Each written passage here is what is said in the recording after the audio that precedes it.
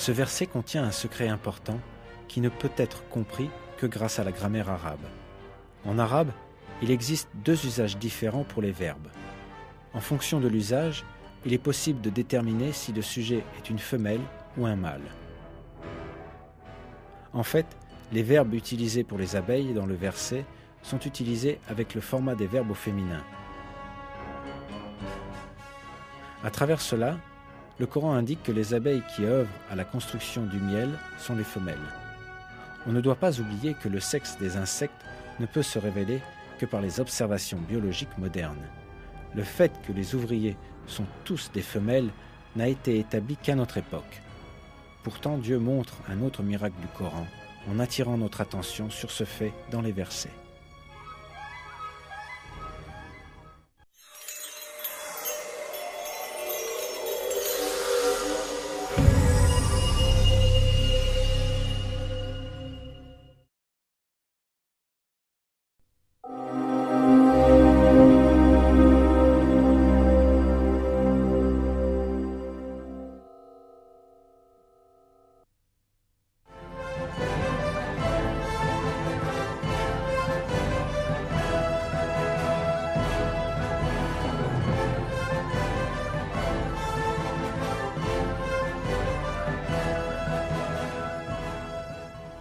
Aujourd'hui, la relativité du temps est un fait scientifique prouvé.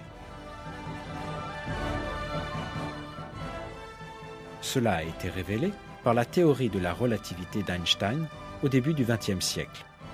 Jusqu'alors, on ne savait pas que le temps était relatif, ni qu'il pouvait changer selon les circonstances.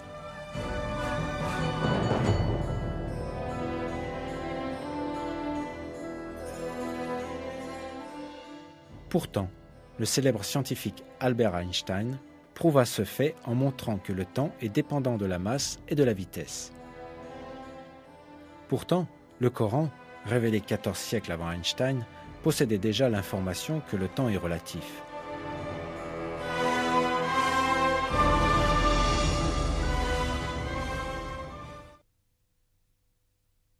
Cependant, un jour auprès de ton Seigneur équivaut à 1000 ans de ce que vous comptez.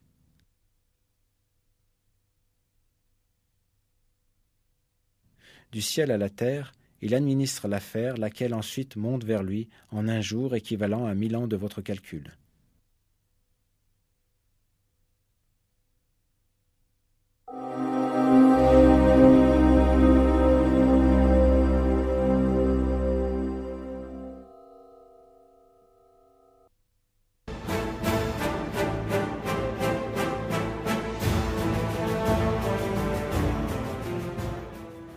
On estime qu'en une seconde, approximativement 16 millions de tonnes d'eau s'évaporent de la Terre. Ce chiffre s'élève à 505 trillions de tonnes d'eau en une année. Ce chiffre est égal à la quantité de pluie qui tombe sur la Terre en un an, et cette quantité est identique chaque année. Par conséquent, l'eau circule continuellement selon un cycle équilibré, selon une mesure. Cependant, cette mesure délicate, déterminée seulement grâce aux moyens de la technologie moderne, fut révélée miraculeusement dans le Coran.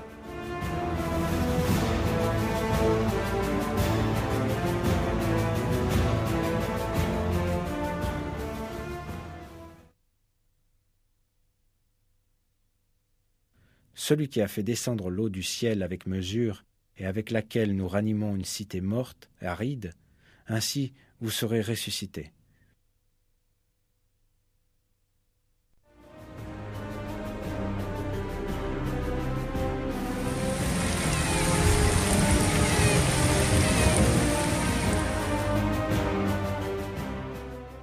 La vie sur Terre dépend de ce cycle de l'eau.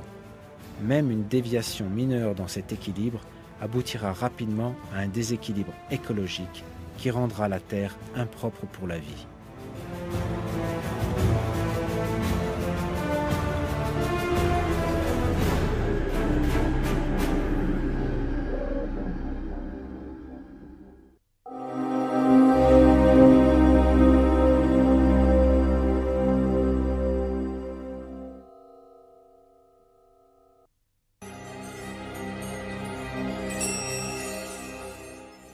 Révélé au 7e siècle, à une époque où les connaissances des hommes sur ce qui se passe au fond de la mer étaient très limitées, le Coran contient des informations importantes sur la structure de la mer et même sur les profondeurs des océans.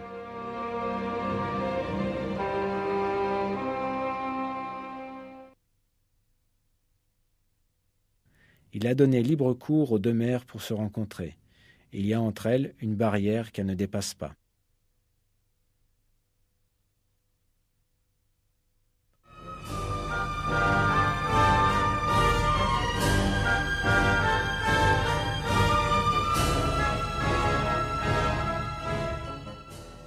Cette propriété des mers, c'est-à-dire qu'elles se rencontrent et pourtant ne se mélangent pas, n'a été découverte que très récemment par les océanographes.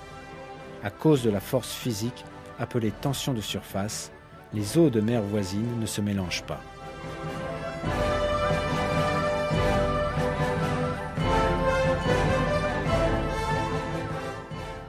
C'est un autre miracle que, au cours d'une période où les connaissances en physique ou en océanographie étaient très réduites, et la tension de surface inconnue, cette vérité fut révélée dans le Coran.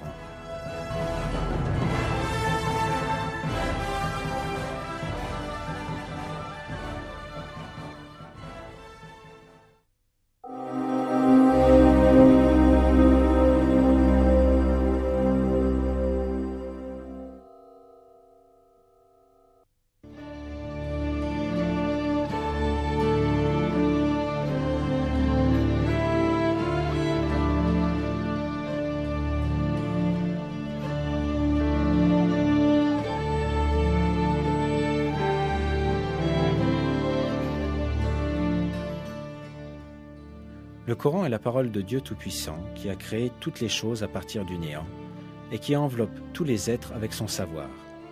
C'est pour ces raisons que ces faits qui n'ont été découverts par la science que très récemment apparaissent dans le Coran, envoyé il y a 1400 ans. Dans un verset, Dieu révèle cela à propos du Coran.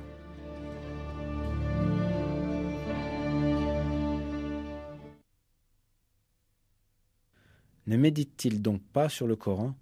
S'ils provenaient d'un autre que Dieu, ils y trouveraient certes maintes contradictions.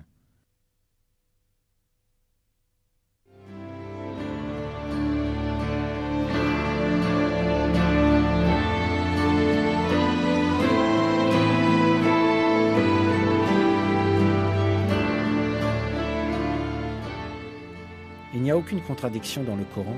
De plus, l'information contenue dans notre livre saint révèle de nouveaux miracles avec chaque jour qui passe. L'être humain doit s'accrocher fermement à ce livre divin révélé par Dieu, et il doit le recevoir avec un cœur ouvert, comme son seul et unique guide dans la vie. Dans le Coran, Dieu nous dit la chose suivante.